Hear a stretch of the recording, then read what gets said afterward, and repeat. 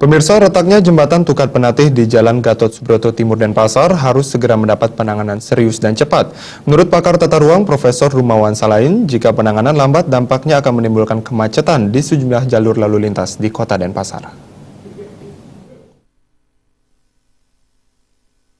Pengamat tata ruang sekaligus guru besar Fakultas Teknik Unut, Profesor Rumawan Salain mengungkapkan, kejadian retaknya jembatan sungai di Jalan Gatot Subroto Timur harus mendapat penanganan serius dan cepat.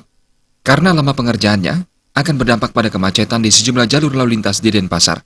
Tentu saja, kemacetan di beberapa jalur di Kota Denpasar mengakibatkan kerugian baik dari sisi finansial termasuk keterlambatan bekerja. Orang terlambat bekerja, ada yang hilang, rupiah yang hilang.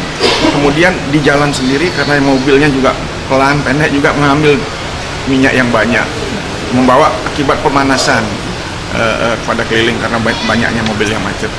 Tapi yang jelas sebenarnya kalau kita lihat dari segi tinjauan ekonomi, rupiahnya luar biasa.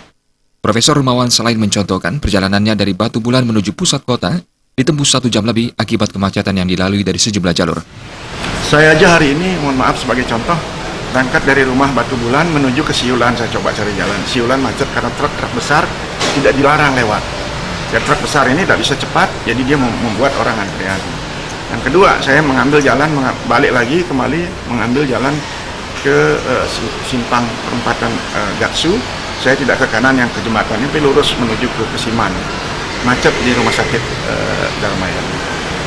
Balik lagi saya mencoba melalui ke bypass Ngurah Rai sampai sebelum setelah Padanggala, traffic light Padanggala macet lagi. Itu berarti sudah hampir 1 jam lebih waktu saya.